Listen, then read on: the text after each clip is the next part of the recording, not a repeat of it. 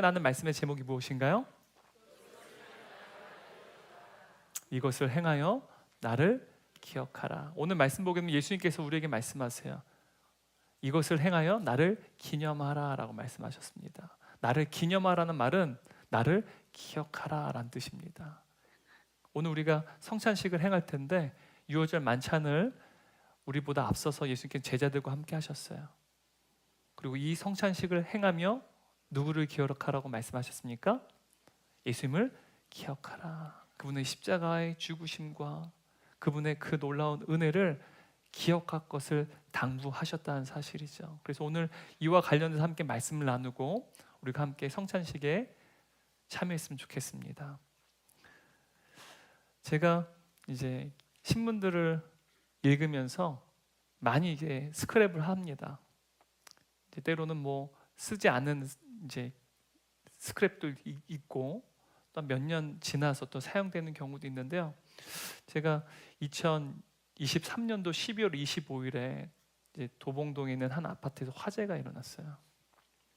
그때 두 딸을 가진 아빠가 이 딸을 구하기 위해서 아파트 4층에서 뛰어내리다가 숨진 사고가 있었습니다. 그래서 그 사고를 제가 보면서 자식을 가진 부모로서 또 딸을 가진 아빠로서 마음이 참 아팠어요. 그때 이 어린 두 딸은 고작 2살과 7개월밖에 안 된 핏덩이였습니다. 겨우 33살밖에 되지 않은 젊은 아빠가요, 화재가 나자 7개월 된 딸을 두꺼운 이불로 감싸 안았어요. 그리고 4층에서 떨어졌습니다. 근데 그때 충격으로 머리를 부딪혀서 죽게 되었어요. 근데 그 기사를 저와 마찬가지로 애틋하게 본 한 분이 계셨나 봐요. 이 소설가인데 정용준 씨라는 분입니다. 이분이 이 뉴스를 접하고 나서 한 신문사에 글을 기고했어요. 그래서 그 글을 여러분에게 읽어드리도록 하겠습니다. 한번 이미지 한번 보여주시겠어요? 그 글에 담겨진 일러스트인데요. 아빠가 7개월 된 아이를 안고 있어요. 그리고 이불로 감싸고 있는 모습 보이시나요? 저는 이 이불을 싼 아빠의 이 모습이, 이 이불이 마치 생명싸개처럼 보였습니다. 생명을 보호하는 생명싸개 말이죠. 제가 읽어드리겠습니다. 아빠의 죽음은 마음에서 쉽게 사라지지 않았다. 한 줄의 문장 때문이었다. 아빠 품에 안긴 딸은 살았지만 박 씨는 바닥에 부딪히며 머리를 크게 다쳐 결국 숨졌다. 아파트 4층에서 떨어진 아빠의 모습을 상상했다. 어떤 자세로 떨어져야 품에 안는 딸은 무사하고 아빠는 바닥에 머리를 부딪히게 되는 걸까? 마음이 저리고 가슴이 뜨거워졌다. 실제로 통증을 느껴 손으로 명치를 꾹 눌러야 했다. 4층에서 뛰어내린 이유는 살아야 한다가 아니라 살려야 한다였다. 나라면 어떻게 했을까? 나도 세 딸을 키우는 아빠에게 같은 상황을 가정해 본다. 딸을 품에 안고 뛰어내리자. 딸을 살리기 위해 최선을 다하자. 혹 내가 죽더라도. 나는 깨달았다. 아빠는 되뇌로 판단한 게 아니다. 그건 본능이었다. 나보다 더 소중한 존재를 살려야 한다는 본능. 이 사건은 곧 잊힐 것이다. 오늘의 사건이 주는 충격과 자극이 어제의 사건을 희미하게 희석할 것이다. 하지만 아빠가 딸을 구하고 목숨을 잃었다는 이 사실은 그 가족에겐 영원한 이야기로 살아남는다. 그 이야기가 남편을 잃은 아내에게, 아빠를 잃은 두 딸에게 영원히 기억된다. 나는 확신한다. 정말로 영혼이 있다면, 죽어도 사라지지 않고 가족을 지켜보는 마음과 정신이 있다면 그에게 묻고 싶다. 그래서 지금 슬프냐고. 그는 이렇게 대답할 것만 같다. 그건 잘 모르겠고 딸이 살아서 너무 기쁩니다. 여러분, 생명을 바친 사랑은 그 사랑을 받은 사람에게 영원히 기억됩니다. 이처럼 오늘 우리가 행할 이 성찬식은 우리를 위해 생명을 바친 사랑이 있었고 그 사랑을 우리가 받았음을 기억하는 시간입니다. 오늘 우리가 말씀을 듣고 성찬식을 참여할 때 우리가 마치 이 어린아이를 살리기 위하여서 생명을 바친 아빠와 같이 우리를 위한 생명을 바친 분이 계셨고 그 생명 우리가 받았다는 사실을 기억하는 놀라운 은혜가 저와 여러분에게 있기를 주님의 이름으로 축원합니다. 오늘 말씀을 보게 되면 예수님께서는 제자들과 함께 유월절 만찬을 함께 나누고 계세요. 그리고 유월절이라는 이 절기는 이스라엘 민족 가운데 이스라엘 민족을 하나님께서 구원하신 또한 그 구원을 기억하고 기념하는 아주 중요한 절기 중에 하나였습니다. 예수님이 이 땅에 오시기 전 약 한 1500년 전에 이스라엘 백성들은 애굽에서 노예로 살아갔습니다. 한 사람, 그러니까 애굽의 파라오를 위해서 오직 그를 위한 노예로 수많은 수백만의 이스라엘 백성들이 노예로 살아갔다는 것이죠. 하지만 하나님께서는 이 이스라엘 백성들의 부르짖음을 들으셨습니다. 그리고 그들을 출애굽시키시고 구원하기를 원하셨습니다. 그래서 하나님께서 모세를 보내셨어요. 그리고 모세를 통해 하나님께서는 이 파라오에게 이스라엘 백성들을 이제는 내보내 줄 것을, 그들에게 자유를 줄 것을 명령하십니다. 하지만 파라오는 마음이 완악했어요. 마음이 굳었습니다. 그래서 하나님의 명령을 듣지 않았습니다. 끝까지 거부했습니다. 그러자 하나님께서는 그의 백성을 구원하시기 위해서 애굽 가운데 10가지 재앙을 내리십니다. 근데 끝끝내 파라오가 하나님 말씀에 순종하지 않아요. 끝까지 버티고 완악한 마음으로 불순종합니다. 그러자 마지막 10번째 재앙, 그 죽음의 재앙을 통해서 결국은 이 파라오가 항복을 하게 됩니다. 근데 여러분, 마지막 그 10번째 재앙이 무엇이었습니까? 애굽의 모든 장자들이 다 죽임을 당하고 심지어 가축 중에도 초태생은 모두가 죽임을 당하는 죽음의 재앙이었다는 사실입니다. 근데 여러분, 이 재앙은요 그냥 설사 하나님의 백성 유대인이라고 해서 그냥 넘어가는 재앙이 아니었다는 사실입니다. 유대인이든 혹은 애굽인이든 상관없이 모든 백성들이 바로 가정의 장자를 잃고 첫 번째 자녀를 잃고 또한 가축의 초태생을 잃어서 곡소리를 낼 수밖에 없는 저주받은 바로 이 재앙이 바로 이 10번째 재앙이었다는 사실입니다. 그런데 여러분, 하나님께서는요 이 죽음의 재앙을 피할 수 있는 유일한 방법을 주셨어요. 이 재앙을 피하는 유일한 방법이 무엇이었습니까? 하나님의 명령대로 어린 양을 잡습니다. 그리고 그 어린 양의 피를 바로 그 집의 문 인방과 좌우 설주에 바르는 거예요. 한번 이미지 한번 보시겠어요? 자, 문이 있으면 문 인방 좌우 설주 보이시나요? 이곳에다가 이 어린 양의 피를 바르는 것이죠. 그 방법 외에는요 이 죽음의 재앙에서 피할 수 있는 방법이 없었다는 사실입니다. 그날 밤 애국의 집집마다 이 죽음의 재앙으로부터 피할 길이 없었습니다. 하지만 어린 양의 피를 문 인방과 좌우 설주에 바른 그 집만은 그 죽음이 그냥 넘어가게 되었다는 사실이에요. 그래서 유월절이라는 이 단어가 패스오버, 영어로는 패스오버라는 뜻입니다. 패스오버라는 말 자체가 넘어가다라는 뜻이에요. 죽음의 재앙이 넘어갔다는 사실을, 그러니까 구원받았음을 기뻐하는 그 절기가 바로 유월절이라는 사실입니다. 이렇듯 유월절의 메시지는 하나님께서는 무고한 대체자의 죽음을 통해 구원하신다라는 의미입니다. 우리가 대속이라는 의미를 앞에서 성도의 희생 시리즈를 통해서 살펴봤습니다. 그죠? 반드시 죄에 대한 보상은 값을 지불해야 된다는 사실, 이게 우리가 대속, 대신 속죄한다라는 사실을 개념 우리가 배우지 않았습니까? 다시 말하면 유월절은 대속을 의미하는 거야. 바로 누군가 무고한 대체자의 죽음이 요구된다는 것입니다. 그렇지 않으면 구원을 받을 수 없다는 것이 바로 유월절이 보여주는 중요한 메시지입니다. 다시 말하면 유월절은 애굽인이든 이스라엘 백성이든 죽음이 넘어가고 생명을 얻는 구원을 얻기 위해선 어린 양의 죽음이 반드시 요구된다는 명확한 표징이라는 사실이에요. 어린 양의 죽음이 없으면 결단코 그 죽음의 저주에서 구원받을 수 없다는 것이 바로 이 유월절 절기의 메시지라는 사실이죠.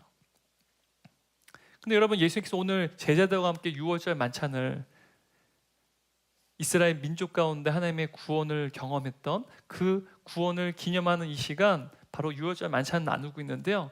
예수님께서 제자들과 함께 유월절 만찬을 나눌 때 바로 기존까지 이스라엘 백성이 누렸던 이 유월절과는 전혀 다른 새로운 유월절로 그 의미가 새로워졌다는 사실이, 오늘 우리가 함께 나누는 그 유월절은요, 유대의 백성들이 누리는 유월절이 아닙니다. 예수 그리스도로 말미암아 우리에게 새롭게 된 유월절, 그 유월절을 기념하는 것이 바로 오늘 우리가 함께할 성찬식이라는 사실입니다. 14절 15절 말씀 함께 읽겠습니다. 때가 이르매 예수께서 사도들과 함께 앉으사 이르시되 내가 고난을 받기 전에 너희와 함께 이 유월절 먹기를 원하고 원하였노라. 지금 때가 이르게 되었습니다. 지금 유월절 당일이 되었다는 사실이에요. 이 유월절이라는 날짜는요, 니산월, 이제 유대 력으로는 니산월이라고 말합니다. 니산월은요, 우리 양력으로 치면 3월에 4월에 해당돼요. 그래서 니산월 이제 14일 목요일 밤부터 그래서 15일 금요일 밤까지. 그래서 이제 유대인들은 우리는 하루 시작이 아침에 동이 틀 때 아닙니까? 그죠? 근데 유대인들은요, 우리와 시간적인 개념이 달라요. 어둠이 임하게 될 때, 해가 지고 어둠이 시작될 때부터 하루가 시작됩니다. 그러므로 이 유월절은 바로 니산월 14일 목요일 밤부터 시작돼서 그 다음날 15일 금요일 밤까지 딱 그렇게 하루가 바로 이 유월절을 지키게 됩니다. 그리고 이제 15일 밤이 되면 이제 무교절을 일주일 동안 지키게 돼요.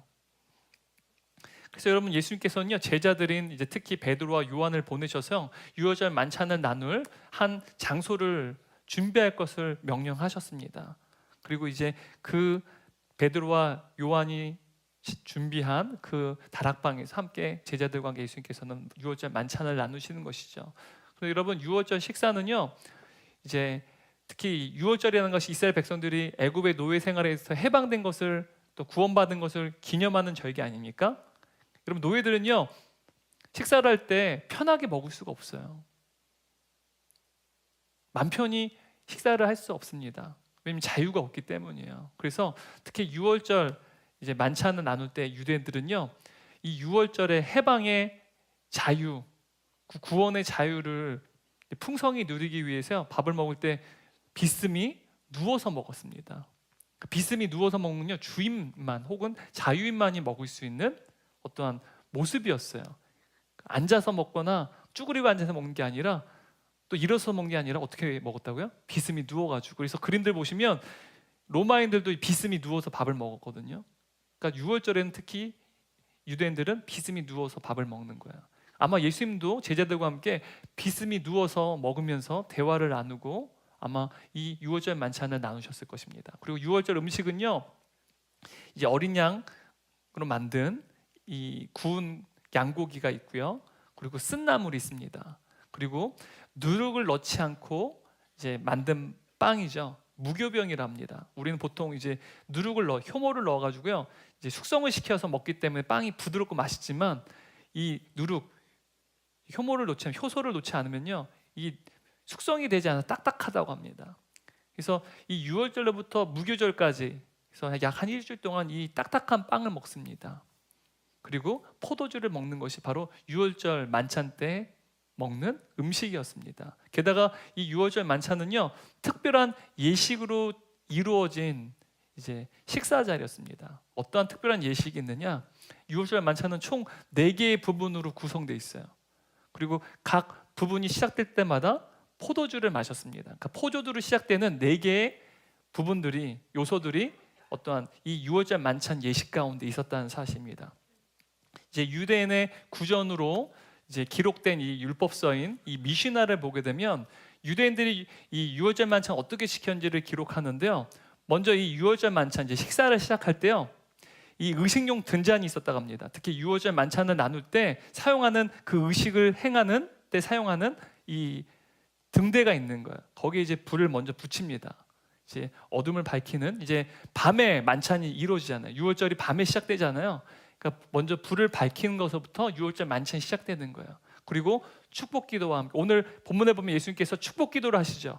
축복기도와 함께 첫 번째 잔을 마십니다. 그러니까 첫 번째 잔이라는 것은 포도주 잔을 마시는 것이죠.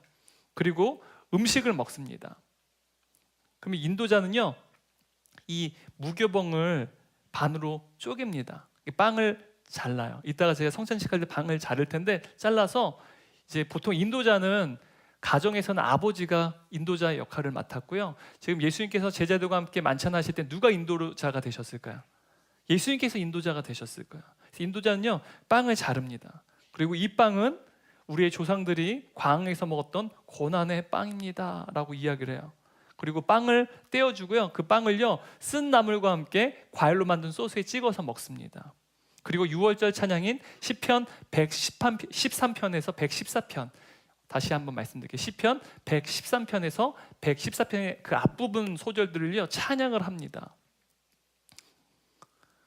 이렇게 첫 번째가 끝나면요, 이제 두 번째 잔에 이 포도주와 포도주 원액과 물을 섞어요.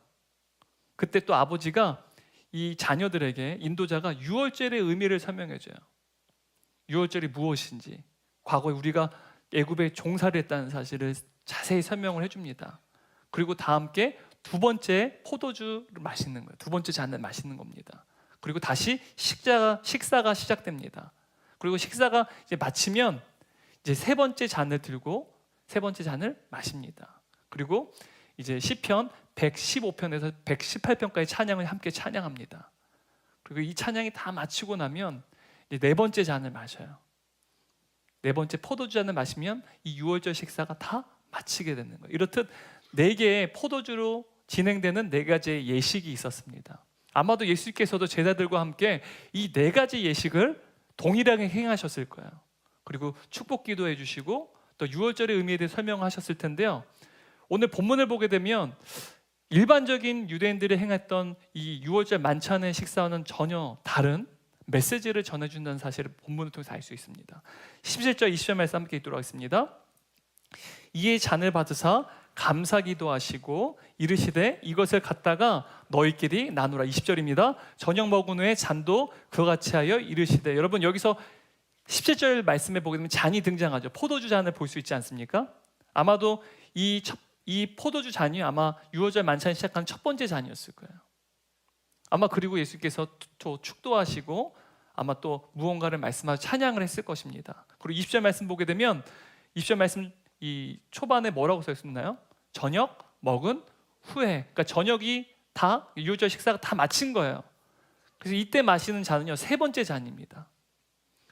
음식을 다 먹고 난 다음에 세 번째 잔을 마시면서 이제 시편 115편부터 18편까지의 찬양을 찬양하는 것인데, 여러분 여기서 잔은 이미 다 식사를 마치고 마시는 세 번째 잔이었을 것입니다. 근데 여러분, 이 유월절 이 만찬을 먹을 때는요 일반적인 이제 축복 기도를 하고 이제 인도자가 또한 그곳에 함께 식사 자리에 있는 사람들에게 전하는 메시지가요 유월절에 대해서 이야기를 나누는 거예요. 유월절 의미가 무엇인지, 하나님께서 우리에게 베푸신 놀라운 구원이 무엇인지, 그리고 그 구원을 기뻐하고 기념하고 기억하기 위해서 함께 또 찬양을 부르는 거예요. 이렇게 유월절 만찬을 진행해야 되는데, 오늘 말씀 보게 되면 예수님께서는요 일반적인 유월절 만찬의 메시지가 아닌 다른 특별한 메시지를 전하고 있다는 사실을 발견할 수 있습니다. 19절 20절 말씀 함께 읽도록 하겠습니다. 또 떡을 가져 감사기도 하시고 떼어 그들에게 주시며 이르시되 이것은 너희를 위하여 주는 내 몸이라. 너희가 이를 행하여 나를 기념하라 하시고 저녁 먹은 후에 잔도 그와 같이 하여 이르시되 이 잔은 내 피로 세우는 새 언약이니 곧 너희를 위하여 붓는 것이라. 지금 예수님께서는 빵을 떼어주시며, 무교병이죠, 딱딱한 빵입니다. 그걸 떼어주시면서 이것은 내 몸이다 라고 말씀하시는 거예요. 너를 위하여 찢길 내 몸이다. 그리고 잔에도 포도주를 이제 채워서 이 포도주를 나눠주시면서 또 뭐라고 말씀하세요? 이것은 너희를 위해 내가 흘리는 피다라고 말씀하시는 거예요. 일반적인 유월절 만찬의 메시지가 아니었기 때문에 아마 제자들은요 오늘 본문의 메시지를 들으면서 이것은 빵을 떼시면서 이것은 내 살이다, 내 몸이다, 또 포도주를 나누시면서 이것은 내 피다라고 말씀하신 예수님의 그 말씀을 들을 때 아마 제자들은 사뭇 놀랐을 거예요. 왜냐하면 그들이 경험했던 유월절 만찬과는 사뭇 달랐기 때문이죠. 그래도 예수님께서는요, 제자들에게 하나님의 나라가 너에게 임할 때까지 내가 다시는 포도주를 마시지 않겠다라고 말씀하세요. 18절 말씀 함께 읽겠습니다. 내가 너에게 이르노니 내가 이제부터 하나님의 나라가 임할 때까지 포도나무에서 난 것을 다시 마시지 아니하리라.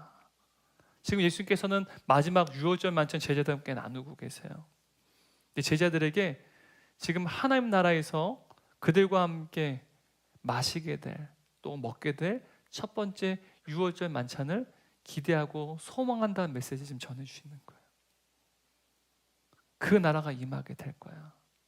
내가 그때 비로소 너희들과 함께 유월절 만찬과 포도주를 너희들과 함께 마실 것이다. 여러분, 이 모습 한번 상상해 보세요. 영원한 하나님 나라에서, 여러분, 그곳은 잔치입니다. 영원히 복되고 행복한 곳이에요. 그곳에서 주님과 함께 이 만찬을 나누는 거예요. 근데 여러분, 이것이요, 제자들에게만 열린 것이 아니라, 하나님의 백성인 유대인에게만 열린 것이 아니라 저와 여러분에게도 이 만찬의 초대가요, 열리게 되었다는 사실이에요. 그래서 예수님께서 이렇게 말씀하시는데요, 마태복음 8장 11절 말씀 함께 읽겠습니다. 내가 너에게 말한다. 많은 사람이 동과 서에서 와서 하늘나라에서 아브라함과 이삭과 야곱과 함께 잔치 자리에 앉을 것이다. 많은 사람이요, 바로 저와 여러분을 포함하는 이야기예요. 그래서 이 잔치 자리에 주님과 함께하는 그 천국 잔치에 참여하게 될 것이다 라는 사실을 말씀해 주시는 거예요. 그래서 우리가 이 만찬을 또 성찬식을 할 때요, 바로 하나님께서 우리를 위해서 준비하고 계시는 그 하나님 나라도 우리가 소망해야 된다는 사실이에요. 바로 예수님의 십자가의 죽으심, 그분의 피와 그 몸을 통해서 우리가 한 나라에 거하게 되었고, 주가 영원히 행복한 그 잔치를 누리는 삶이 이미 약속받았다라는 사실이죠. 예수님께서는요, 자신의 피와 살을 통해서 내가 너희를 아버지의 품으로 데려가겠다, 내가 너희를 왕의 잔치로 데려가겠다라고 지금 약속하고 계십니다. 여러분, 그런데 이 유월절 만찬의 메인 요리가 뭘까요, 여러분?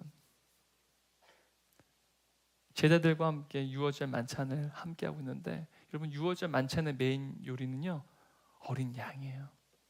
출애굽기 12장 4절 말씀 한번 같이 읽어볼까요? 만약 약 한 마리를 다 먹기에 가족이 너무 적거든 가장 가까운 이웃을 불러 함께 먹도록 하여라. 양을 사람 수대로 골고루 나누어 먹을 수 있도록 너희들의 수를 계산하여라. 지금 양을 먹고 또한 그 양이 남지 아니하도록 만약에 가족과 함께 먹을 수 어떻게 하라고 합니까? 가까운 이웃과 함께 그 양을 함께 먹어라 라고 지금 명령하고 있습니다. 유대 역사가인 요세푸스의 기록에 따르면 보통 성인 남성 13명에서 혹은 10명에서 한 수명 사이의 성인 남성이요, 양 한 마리를 먹었다고 합니다. 왜냐하면 양을 절대로 남기면 안 돼요. 다 먹어야 돼요. 그래서 보통 성인 남성이 10명에서 한 수명 이하에서 이 양을 먹었다고 합니다. 지금 예수님께서 유월절 만찬을 할 때 지금 예수님의 제자들의 숫자가 몇 명입니까? 12명. 그럼 예수님까지 포함하면 총 몇 명이에요? 13명이죠. 그죠? 그러면 이 13명의 성인 남성이라면 아마도 이 양을 먹기에는 그 양이 충분했을 거예요. 그죠? 그래서 이 양을 아마 만찬에서 이 양을 함께 먹었을 것 같습니다. 그런데 놀랍게도 여러분, 유월절 만찬에 대한 기록을 우리가 성경 말씀을 찾아보게 되면 어느 곳에서도, 사복음서 어디에서도 어린 양에 대해서 이야기를 하지 않아요. 유월절 만찬의 주된 메인 요리가 바로 이 어린 양, 이제 구운 양고기인데 어디에도 양고기에 대한 이야기가 없어요. 포도주나 빵에 대해서는 기록하고 있는데 사복음서 어디에도 구운 양고기에 대한 이야기가 없다는 사실입니다. 그렇다면 여러분, 이 유월절 어린 양, 이 메인 요리는 도대체 어디 있는 것일까요? 여러분, 세례 요한은요, 예수님을 처음 봤을 때 이렇게 말합니다. 요한복음 1장 29절 말씀 함께 읽겠습니다. 이튿날 요한이 예수께서 자기에게 나오심을 보고 이르되 보라, 세상 죄를 지고 가는 하나님의 어린 양이로다. 누가 하나님의 어린 양이에요? 예수님께서요. 근데 지금 유월절 만찬을 제자들과 함께 나누실 때 지금 예수님께서 그들에게 주시는 메시지가 무엇입니까? 예수님께서는 이것은 너희를 위하여 흘리는 나의 피요, 너희를 위하여 찢기는 나의 몸이다 라고 말씀하고 계세요. 포도주와 이 빵을 통하여서요, 이것이 나의 피와 나의 살이라고 말씀하세요. 여러분, 이 말씀은 곧 바로 내가 세례요한이 말한 세상의 모든 죄로 짊어질 하나님의 어린 양이다 라고 지금 예수께서 말씀하시는 거예요.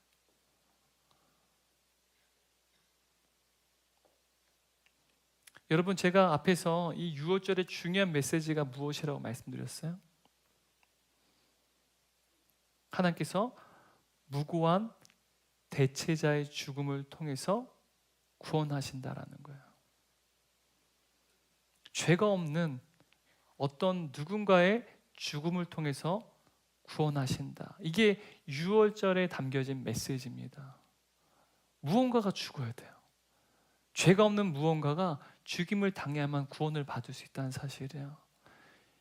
여러분, 수세기 동안 수많은 양들이요, 이스라엘 백성들의 죄를 다 사하기 위해서 희생제물을 바쳐짐을 당했습니다. 피를 흘리고 도륙을 당했어요. 그런데 여러분, 이 수많은 양들이 희생제사를 바쳐졌는데 죽임을 당했는데요, 그들은 이스라엘의 죄와 관계가 있습니까? 없습니까?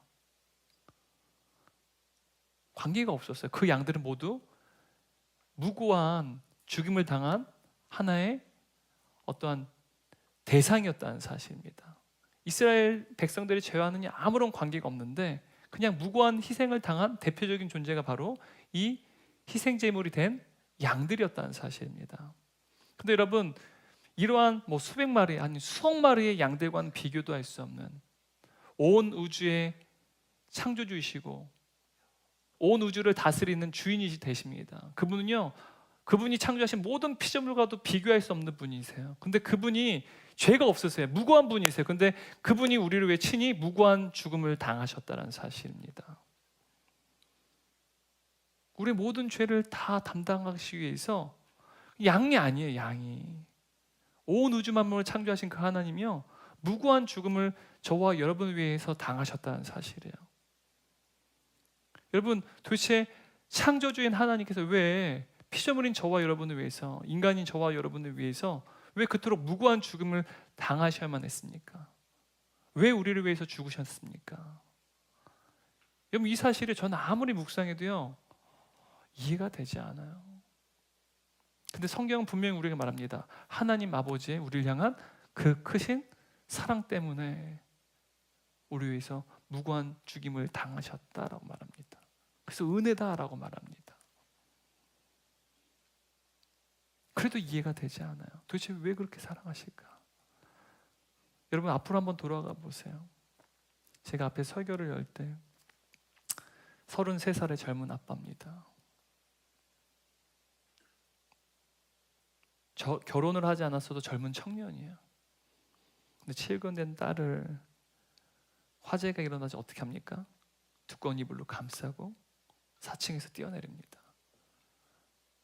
뛰어내릴 때 만일 아이를 내던지고 그 손으로 짚었다면 아빠는 살았을 거예요. 근데 아빠가 왜 머리를 부딪혀 죽었습니까? 떨어져 죽을 때까지 아이를 놓지 않는 거예요. 여러분, 그것은요, 아버지의 본능입니다. 자식을 자신의 생명보다 더 사랑한 아버지의 본능이라는 사실이에요. 왜 하나님께서, 창조주인 하나님께서 다른 피조물을 다시 만드시면 되는데 왜 우리를 위해서 무고한 죽임을 당하셨을까요? 성경은 주님의 사랑 때문이래요. 그 말은 곧 그게 우리 하나님 아버지의 본능이셨다는 거예요. 저와 여러분을 너무 사랑하기 때문에 도저히 이해가 되지 않지만 저와 여러분을 살리시기 위해서 자신이 죽임을 당하시는 아버지의 본능이 바로 예수님의 십자가 사건이었다는 사실입니다. 이토록 놀라운 사랑을 베푸신 주님께서 우리에게 이렇게 명령하세요. 19절 말씀 함께 읽습니다. 또 떡을 가져 감사기도 하시고 떼어 그들에게 주시며 이르시되 이것은 너희를 위하여 주는 내 몸이라. 너희가 이를 행하여 나를 기념하라. 여러분, 이 말은 곧 예수 믿는 사람이라면 누구나 함께 떡을 먹고 포도주를 마시면서 예수님을 기억한다는 사실을 지금 말씀하시는 거예요. 여러분, 성찬식을 통해 우리가 떡을 떼어 먹는 것은 그리스도의 몸이 십자가에서 우리를 위해 찢기신 것을 기억하는 의식입니다. 그리고 우리가 포도주를 마시는 것은 그리스도께서 십자가에서 우리를 위해 피를 쏟으신 것을 기억하는 의식입니다. 다시 말하면 우리가 떡을 먹고 포도주를 마시는 것은 죄인인 우리를 위해서 십자가에서 주신 하나님의 어린 양, 바로 예수 그리스도의 대속의 그 사랑을 기억하는 것이라고 말할 수 있어요. 저 여러분 모두가 오늘 성찬식에 참여하실 때 그분의 피와 살, 바로 우리가 빵을 먹고 포도주를 마실 때 바로 주님이 우리의 하나님의 어린 양이 되어 주셨고 우리 위해서 대속의 사랑을 베푸셨다는 사실을 깊이 묵상한 놀라운 은혜가 저와 여러분에게 주님의 이름으로 축원합니다. 여러분, 이스라엘 백성은 유월절 만찬, 유월절이 이르게 되면 반드시 유월절 만찬에서 어린 양을 먹어야만 했습니다. 제자들도 예수님과 함께 어린 양을 먹으면 했다는 사실입니다. 예수님께서는 제자들과 함께 어린 양을 먹는 대신 그분의 피와 살을 제자들에게 먹게끔 하셨어요. 마찬가지로 여러분, 우리가 떡과 포도주를 마시는 것은 이것이 곧 우리가 날마다 먹어야 할 우리의 영의 양식이라는 사실을 말씀하시는 거예요. 우리가 먹어야 될, 날마다 먹어야 될 영의 양식이 무엇입니까? 예수 그리스도의 살과 피라는 사실, 예수님의 십자가의 이 죽으심, 이분의 사랑과 은혜가 우리가 날마다 먹어야 될 영의 양식이라는 사실이에요. 우리가 날마다 먹어야 될 영의 양식이란 바로 예수 그리스도의 십자가의 사랑이야말로 날마다 우리에게 필요한 영의 양식입니다. 예수 그리스도의 십자가의 은혜야말로 우리의 영혼을 날마다 살찌우고 날로 우리의 영성을 건강하게 성장케 하는 유일한 영의 양식이라는 사실이에요. 날마다 우리가 이 성찬식을 통해서 주님의 포도주와 그 빵을 먹을 때 우리가 지금 이 성찬식에서 먹는 것처럼 날마다 우리의 영의 양식이 바로 예수의 십자가의 그 놀라운 사랑과 은혜가 되기를 주님의 이름으로 축원합니다. 결론입니다. 여러분, 예수님께서는 죽음의 나락으로, 영원한 죽음의 나락으로 떨어진 저와 여러분을 살리시기 위해서 십자가의 죽으심을 통하여서 친히 우리의 영원한 생명 싸개가 되어주셨어요. 놀랍게도 죄인이 죽음이 아니라 영원한 생명을 얻게 된 것은 바로 예수 그리스도의 십자가 사건 때문이라는 사실. 예수님의 십자가 사건은요, 바로 그 사랑 자체이신 주님의 본능이었어요. 바로 예수님의 십자가 사건은 예수님 자신보다 더 소중한 존재인 저와 여러분이 살려야 한다는 사실을 가지신 바로 하나님 아버지의 본능이었다는 사실이에요.